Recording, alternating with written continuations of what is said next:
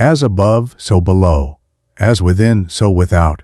These words, simple in their form yet boundless in their implications, carry a wisdom that has resonated through centuries, whispered by mystics, contemplated by philosophers, and rediscovered time and again by scientists peering into the fabric of reality. They come to us from the Emerald Tablet, an enigmatic text attributed to Hermes Trismegistus, a figure who embodies the merging of wisdom traditions across ancient Egypt and Greece. The tablet's sentences are brief, almost cryptic, yet like seeds. They contain entire forests of understanding waiting to unfold in the consciousness of the seeker. To meditate upon them is to be invited into the grand dance between the infinite and the finite, the cosmos and the soul, the star and the atom. In their resonance, we are reminded that the universe is not divided into isolated fragments, but rather reveals itself as a living, breathing continuum where the part reflects the whole, and the whole is mirrored in every part. When we look beyond the surface of appearances, we begin to notice that patterns repeat themselves at every scale. The spiral of a seashell echoes the vast arms of a galaxy.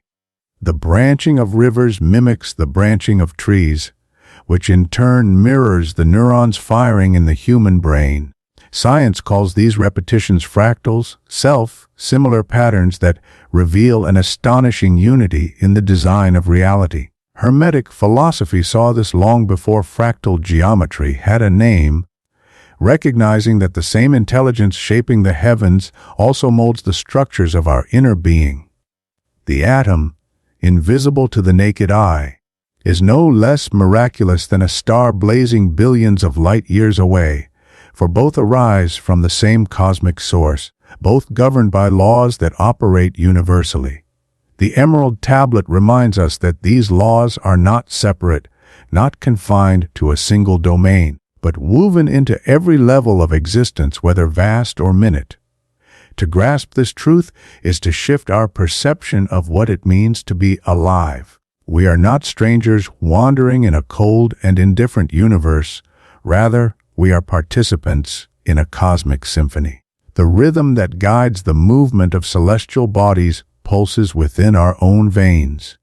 The intelligence that holds galaxies in their orbits also animates the breath rising and falling in our chest. When mystics say that man is a microcosm of the macrocosm, they are not speaking in metaphor alone. They are pointing to an actual correspondence, a deep and structural harmony between the inner and outer realms of existence.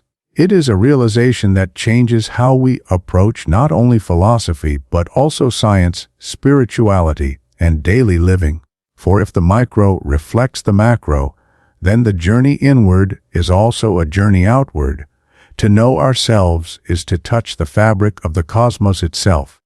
This principle, known in Hermeticism as the law of correspondence, tells us that reality is fractal, holographic, and interconnected. Nothing exists in isolation. Every fragment carries within it the signature of the whole. The seed carries the potential of the entire tree, just as a single cell in the body carries the genetic code that builds the organism. Our very DNA, coiled within microscopic nuclei, mirrors the story of evolution, heritage, and the possibilities of life, while galaxies cluster and unfold according to similar invisible patterns. The more closely we observe nature, the more undeniable it becomes that the universe is not chaos but order in motion, an order that repeats and reflects itself at every level. In this way, Hermetic wisdom anticipated what modern science would later affirm. Reality is structured by patterns of correspondence, and these patterns reveal a unity that transcends scale, dimension, and even perception itself. From this perspective, the world is like a mirror. If we wish to understand reality, we must first observe ourselves. Just as the macrocosm influences the microcosm, our inner state radiates outward, shaping the experiences and relationships that define our external world. When the mind is clouded by conflict, fear, or bitterness, the world appears hostile, fragmented, and disharmonious. Yet when the heart cultivates peace, the same world reveals its gentleness and order. What we see outside is a projection of what we carry within, for the correspondence between inner and outer is constant. This is not to say that the external world bends entirely to our will, but rather that our perception and interaction with it is determined by the state of our consciousness. By transforming what lies within, we gradually transform what lies without, just as shifting the angle of a mirror changes the image it reflects.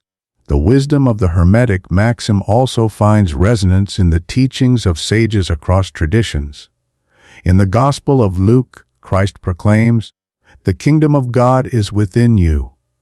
The divine, the infinite, the source of all, is not a distant power lodged in the unreachable heavens, but a seed already present in the soul of every human being. This is the same truth that Hermetic philosophy conveys, that the human being is a reflection of the cosmos, a living microcosm in which the grandeur of the universe finds expression.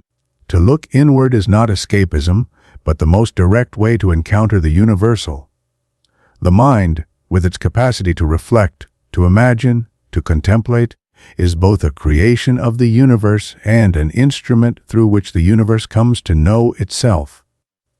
In this sense, each of us is not only part of the cosmos, but also a mirror in which the cosmos gazes upon itself. To recognize this unity is to also recognize responsibility. If each person is indeed a microcosm, then what we nurture in ourselves resonates outward into the greater whole. The care we give to our thoughts, our emotions, our inner world, becomes a form of cosmic participation. Just as a single note affects the harmony of a song, each individual contributes to the harmony or dissonance of the universe. This is why spiritual traditions so often emphasize self-knowledge, for to know oneself is to align more deeply with the universal order. Plotinus, the philosopher of late antiquity, expressed it clearly. The more a man knows himself, the more he knows the universe and what is beyond it. By turning inward, by unveiling the truth of our own being, we are simultaneously unveiling the truth of existence itself. The Hermetic principle of correspondence does not remain only as a philosophical declaration. It is also an invitation to live differently, to see the universe not as something separate from us, but as a continuum in which our inner states are constantly echoed in the outer world. When the Emerald Tablet declares that what is above is like what is below, and what is within is like what is without, it is teaching us that there is no true boundary between spirit and matter, thought and manifestation, the self and the cosmos. Every division we perceive is provisional, a product of the limitations of the human senses and intellect. Beneath those apparent divisions lies unity, and to live with awareness of this unity is to align ourselves with the very laws that sustain existence. We begin to realize that the microcosm of the human being is not an isolated creation, but an echo of the great macrocosm. The cosmos is not merely around us, but within us, just as our own mind and body are both expressions and reflections of the universal intelligence. The ancient mystics intuited this, and modern science continues to discover its validity in unexpected ways. The orbits of planets and the orbits of electrons are vastly different in scale, but strikingly similar in pattern, as though the universe is telling us that the same laws guide both the infinitely large and the infinitesimally small. The spiraling galaxies resemble the spiraling shells of mollusks, and the complex network of cosmic filaments across the universe mirrors the synaptic networks of the brain. These are not coincidences but profound correspondences, pointing us toward the truth that the entire universe is woven by one fabric, expressing itself in countless forms. This understanding transforms the way we see ourselves. The human being is not simply a creature bound to the earth, but a reflection of the entire cosmos. Our inner life, our thoughts, emotions, and aspirations, is not trivial but carries the resonance of universal laws. To work on ourselves is to work on the cosmos in miniature. Every act of self-knowledge, every moment of inner transformation ripples outward, affecting the greater harmony. Just as the health of a single cell contributes to the health of the entire body, the consciousness of a single person contributes to the consciousness of humanity, and humanity in turn is woven into the consciousness of the universe itself.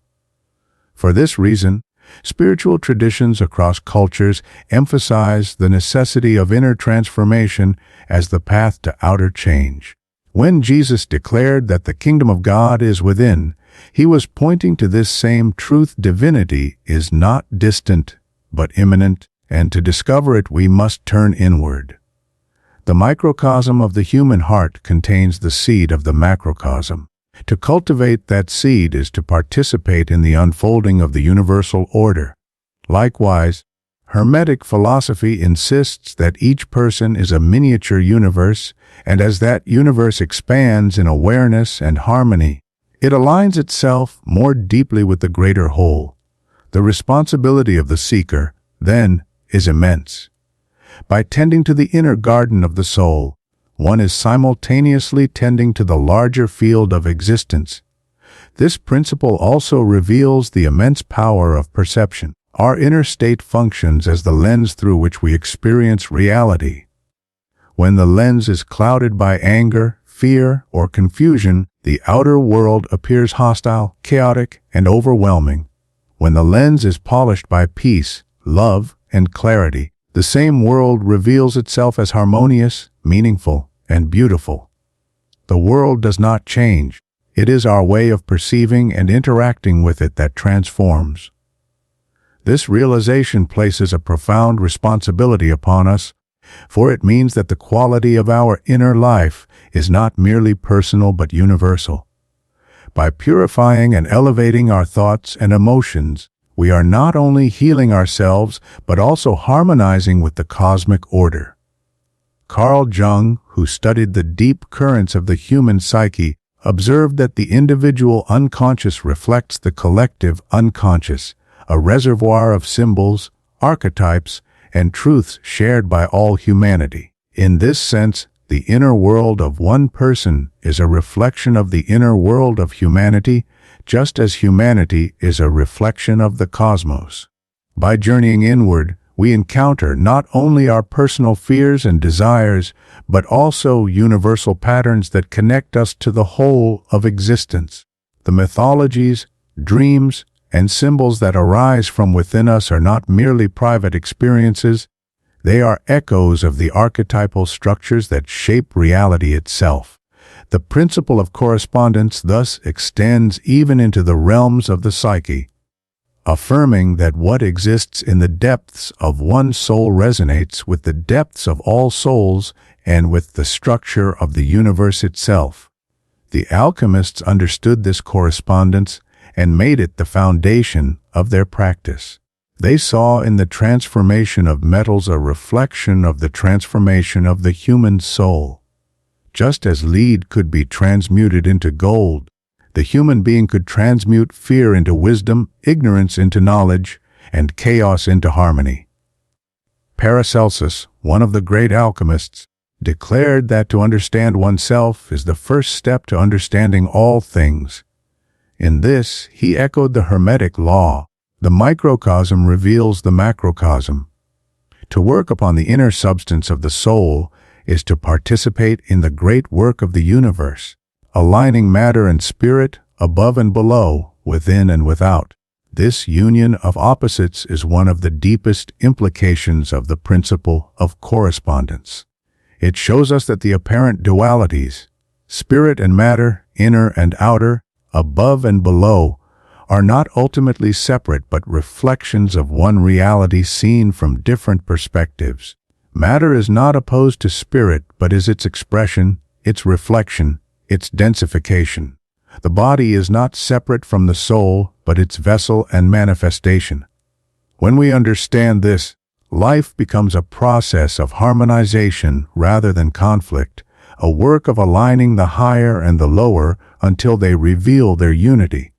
This is true alchemy, not the escape from matter into spirit, but the integration of spirit into matter, the recognition that all is one. To live with this awareness is to participate consciously in the great mirror of the universe.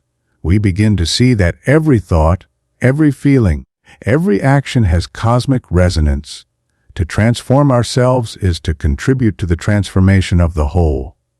The Emerald Tablet's message, then, is not abstract philosophy, but a practical key to existence.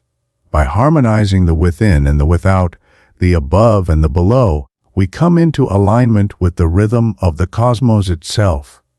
And in that alignment, we discover not only wisdom but also freedom, peace, and a deeper sense of belonging to the universal order that sustains us all.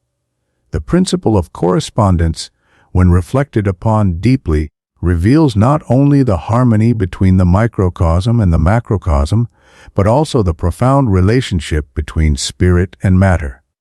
For many, these two appear to be opposite. Spirit is thought to be immaterial, subtle, invisible, while matter is heavy, dense, and bound by physical laws. Yet Hermetic wisdom teaches us that spirit and matter are not enemies nor separate substances, but different expressions of the same underlying reality. They are mirrors of each other, two poles of a single essence. To speak of them as divided is to be misled by appearances. In truth, they correspond, and each finds its reflection in the other. Spirit is the cause, matter the effect, spirit the source, matter its expression. In this view, spirit is the invisible blueprint of existence, the originating field from which all forms arise. Matter is the crystallization of that field, its visible projection into the tangible.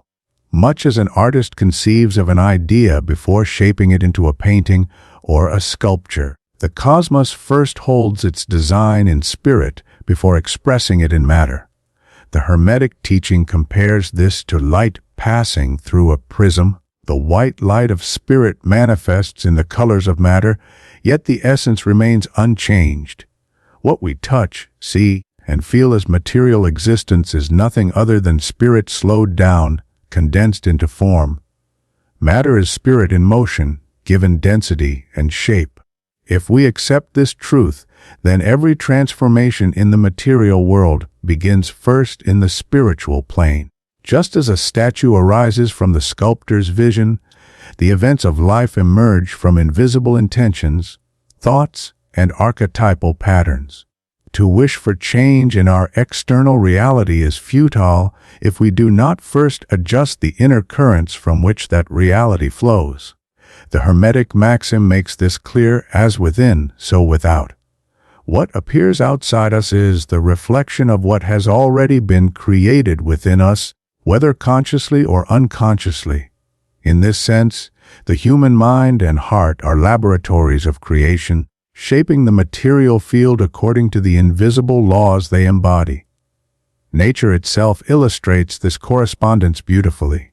Consider DNA, the invisible script that codes the growth and functioning of the body. Though unseen to the naked eye, it contains the entire plan for a complex organism, dictating its structure, abilities, and even predispositions. DNA is like spirit, a subtle, invisible reality that manifests in flesh and form. Without DNA, there could be no body. Without spirit, there could be no matter. The relationship is one of origin and reflection, cause and effect.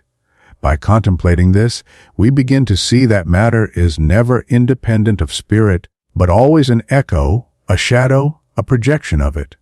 This understanding gives rise to a powerful approach to life. Instead of attempting to control or manipulate the external world directly, we turn to the level of spirit, to our thoughts, intentions, and inner vision.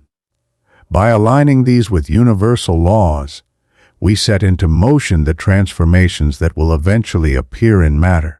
This does not mean forcing reality to obey personal whims, but harmonizing oneself with the higher order that governs all. When the mind resonates with gratitude, confidence, and love, the external world begins to reflect abundance, harmony, and opportunity. Conversely, when the inner state is dominated by fear, scarcity, or resentment, the material world reflects those conditions through conflict, limitation, and lack. The outer world, in other words, becomes a mirror in which we can recognize the qualities of our inner being. This is why spiritual traditions emphasize the importance of intention and vision. To cultivate clarity of purpose, to nurture thoughts of peace and compassion, to hold a vision of wholeness.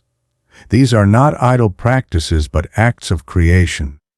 They are seeds planted in the spiritual soil, destined to blossom into material form. A person who longs for prosperity must first generate an inner state of worthiness and gratitude, for prosperity is not a thing acquired but a reflection of an inner abundance already realized. Likewise, one who seeks healing must first cultivate a state of inner harmony, aligning thought, emotion, and will with the patterns of health. The body then responds, gradually manifesting in matter what has already been achieved in spirit. Life thus becomes a sacred dance between spirit and matter. We are not here to reject one in favor of the other, but to weave them together into a harmonious whole. Spirit without matter would remain unexpressed potential. Matter without spirit would be lifeless form. True wisdom lies in recognizing their correspondence, understanding that every physical experience has a spiritual origin, and every spiritual insight can find expression in material life. To live fully is to integrate the two, embodying the truths of spirit in the actions of daily existence. Meditation, prayer, and contemplation connect us with the higher plane, while work, relationships, and creative acts bring those truths into tangible form. When the Hermeticists spoke of alchemy, they were not only referring to the transformation of metals, but to the integration of spirit and matter within the human being. The alchemical task was to transmute the lead of ignorance, fear, and separation into the gold of wisdom, love, and unity. This process begins within the subtle planes of consciousness, but ultimately shines forth in the material life of the seeker. A person who achieves this inner transformation radiates peace, compassion, and wisdom outward, affecting not only their own life but also the lives of those around them. In this way, alchemy is the art of correspondence, the harmonization of the above with the below. Ultimately, the division between spirit and matter dissolves under the light of this understanding. They are not separate realities but two expressions of one universal truth. Matter is spirit clothed in form, and spirit is matter unveiled. To recognize this is to transcend the illusion of duality and to step into a deeper freedom, where life itself becomes the manifestation of the infinite within the finite. Just as a single drop of water reflects the entire ocean, so every moment of material existence reflects the eternal presence of spirit. To live in this awareness is to see the sacred in the ordinary, the infinite in the finite, the divine in the human. This is the essence of the Hermetic vision, a vision that dissolves boundaries and unites all things in one luminous whole. The Hermetic teaching that as above, so below is not limited to abstract thought or mystical speculation. It is written into the very fabric of nature itself. When we turn our gaze toward the natural world with an attentive mind, we begin to notice that patterns repeat at every level of existence. What we see in the smallest organism echoes what we find in the grandest cosmic structures. The repetition is not coincidental, nor is it merely poetic imagination. It is a sign of the universal order, a living proof of the principle of correspondence that bridges the microcosm and the macrocosm. One of the clearest demonstrations of this principle can be found in fractals. A fractal is a structure that repeats its shape across different scales, And in nature, these forms appear everywhere. The branching of a tree mirrors the branching of rivers across the land, which in turn mirrors the branching of lightning across the sky. Look closer still, and the dendritic pattern of neurons in the human brain is nearly indistinguishable from the web of cosmic filaments that connect galaxies across billions of light years. In this way, the body of the human being becomes an echo of the body of the universe. The same mathematics, the same geometry, the same invisible order structures both. The Hermetic maxim ceases to be metaphor and reveals itself as scientific fact. Consider the spiral, another sacred pattern. The nautilus shell, coiling inward with perfect elegance, follows the Fibonacci sequence, a mathematical pattern of growth found also in the arrangement of sunflower seeds, pine cones, hurricanes, and even the spiral arms of galaxies. From the smallest shell at the bottom of the ocean to the largest cosmic systems wheeling across the heavens, the same form emerges again and again. This is not a matter of chance, but the expression of a universal intelligence that guides the unfolding of all things. Ancient mystics recognized these patterns as sacred geometry, a language of the cosmos inscribed in form, number, and proportion. To contemplate them is to glimpse the hidden architecture of reality. The cycles of life further reveal the correspondence of above and below. Birth, growth, death, and renewal are not confined to one domain, but appear across the spectrum of existence. Just as the seasons turn in endless rhythm, spring into summer, summer into autumn, autumn into winter, and winter into spring again, so too do human lives pass through cycles of beginning, flourishing, decline, and transformation. Every breath we take echoes the same rhythm: inhalation, fullness, exhalation, emptiness, then renewal. The cycle of the moon, waxing and waning, reflects the same principle of perpetual becoming. In this, we see that the movements of the cosmos are not separate from our personal lives, but are mirrored within us. To understand these cycles is to align ourselves with them, flowing with the current of the universe rather than resisting it.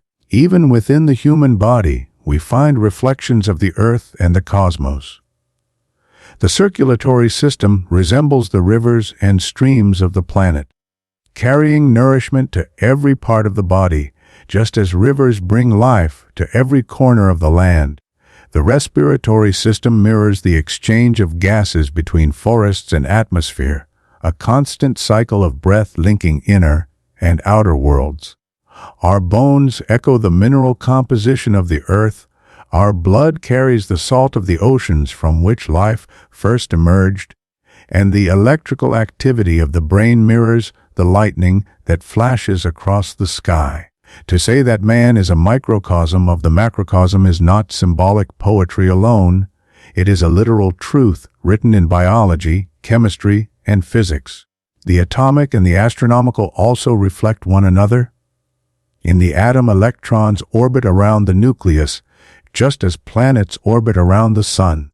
Though modern physics has revealed that atomic behavior is far stranger than simple planetary motion, the correspondence still holds as an image of unity. Both systems are structured by forces that balance attraction and motion, creating order out of apparent chaos.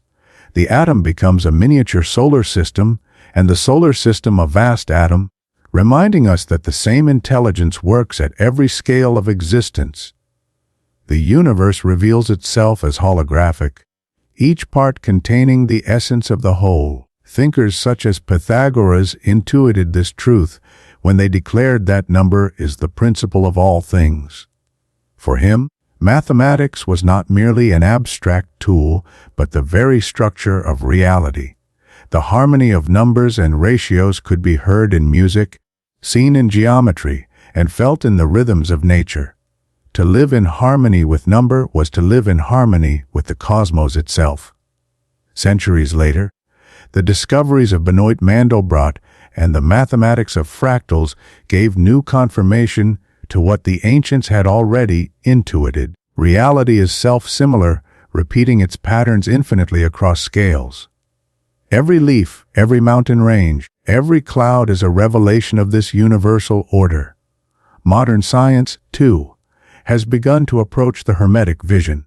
The physicist David Bohm spoke of the universe as an indivisible whole, a holographic order in which every part contains the entirety.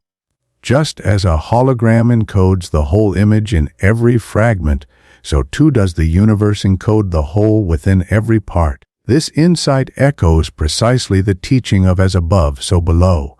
What occurs in one realm resonates across all realms. The inner reflects the outer, and the outer reflects the inner. The boundaries we draw between part and whole, between self and cosmos, are ultimately illusions of perspective. When we recognize this, nature itself becomes a sacred text filled with symbols and teachings. The patterns of the nautilus, the branching of trees, the cycle of the moon, the structure of atoms, all are pages in the universal book, written in the language of correspondence. To observe them with awareness is to read that book, to learn the hidden order of existence, and to align ourselves with it.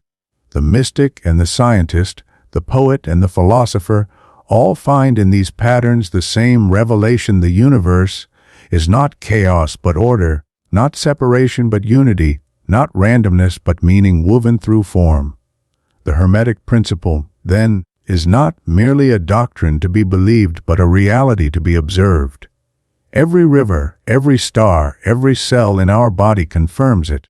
The world becomes a mirror, and the mirror becomes a teacher. By contemplating the natural phenomena around us, we begin to see the reflections of the universal laws that shape both our inner lives and the cosmos at large. The maxim as above, so below ceases to be a phrase of mystery and becomes an ever-present truth, inviting us to live in harmony with the rhythm of the universe and to recognize our place within its infinite reflection. The principle of correspondence not only reveals the deep unity between the cosmos and the human being, or between spirit and matter, but also offers a practical key for how we live day by day. Ancient wisdom is not meant to remain locked in books or veiled in esoteric teachings. It is meant to guide the choices we make, the habits we form, the ways in which we think and feel, and ultimately the lives we create. When the Emerald Tablet tells us that what is within becomes what is without, it is pointing directly to the creative power of consciousness. Our external world, with all its successes and struggles, beauty and pain, mirrors what we consistently cultivate in the inner world of thoughts, emotions, and beliefs. To understand this is to hold the power of transformation in our hands, for by working inwardly we inevitably reshape the outward reflection. Every human being, knowingly or not, is engaged in this process. The daily habits we form are the externalized rituals of our inner state. A disciplined mind that values clarity and purpose naturally expresses itself in habits of health, order, and creativity. Such a person tends to eat with balance, exercise with regularity, dedicate time to study, and create structures that sustain growth. Their body becomes strong, their mind clear, their life a reflection of inner harmony. By contrast, a mind filled with disorder, constantly distracted, and lacking clarity of purpose tends to fall into habits that reflect this state. Such a person often neglects health, eats without awareness, postpones responsibilities, and seeks immediate comfort in ways that weaken rather than strengthen.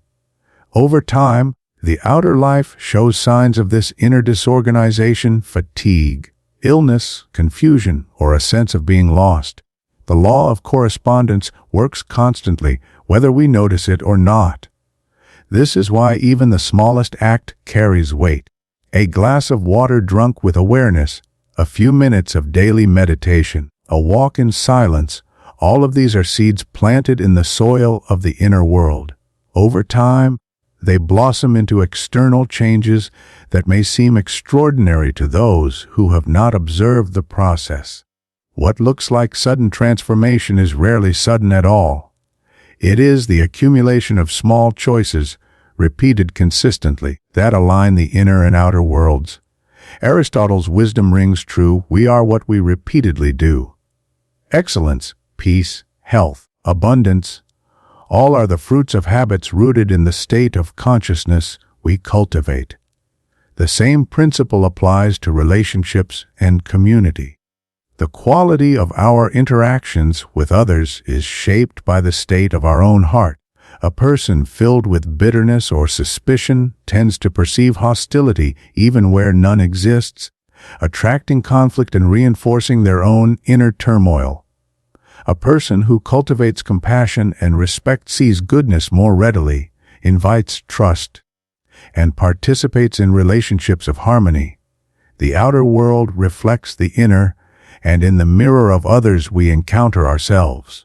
Thus, the work of healing our own emotions, of resolving our own inner conflicts, becomes not only a personal task, but a contribution to the healing of the collective. The microcosm of the individual heart influences the macrocosm of human society. The principle also applies to prosperity and creative fulfillment. Many believe that success comes solely from external effort, strategy, or chance. Yet Hermetic wisdom reminds us that true abundance begins in the spirit. A person who secretly believes they are unworthy, who harbors constant fear of failure, will unconsciously sabotage opportunities, no matter how hard they work. Their outer life reflects the inner conviction. By contrast, one who cultivates inner confidence, gratitude, and openness plants seeds of abundance in the invisible field of spirit.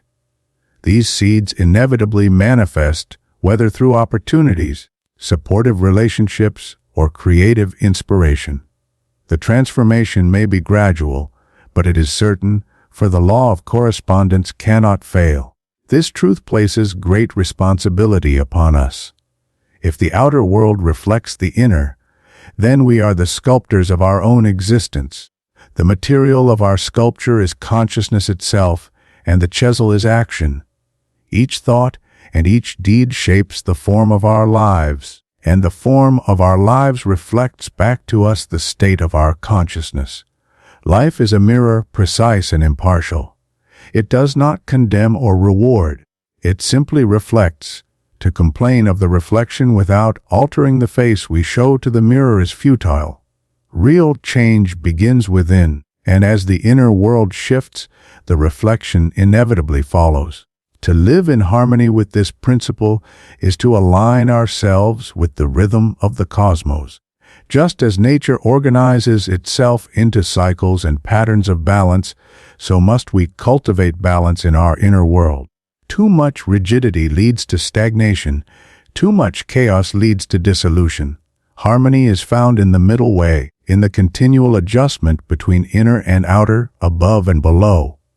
Practices such as meditation, prayer, contemplation, or simply mindful presence help us maintain this balance, allowing the spirit to guide matter rather than being enslaved by it. Through these practices, we refine the inner lens that shapes our perception, and with a clearer lens, the outer world appears more radiant and whole. Ultimately, the principle of correspondence teaches us that we are not passive victims of an indifferent universe, but conscious participants in its unfolding. Each thought, each emotion, each small act resonates outward, contributing to the harmony or dissonance of the whole. By cultivating peace within, we bring peace into the world.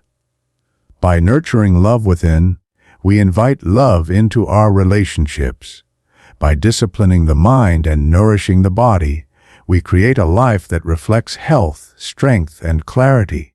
The universe responds not to words alone, but to the silent prayer of our state of being. In this sense, every choice becomes sacred. To choose serenity in the face of conflict, to choose compassion instead of judgment, to choose discipline rather than indulgence. These are not small gestures but alignments with universal law. They echo in eternity, shaping not only our personal lives but the collective destiny of humanity. As above, so below, as within, so without. Life mirrors precisely what we emanate from our soul. If we seek peace, let us cultivate serenity within. If we desire strength, let us nurture it through steady practice. If we long for love, let us allow it to blossom first in the hidden garden of the heart. Then, like a calm lake reflecting the starry sky, the outer world will mirror back to us the beauty we have cultivated inside.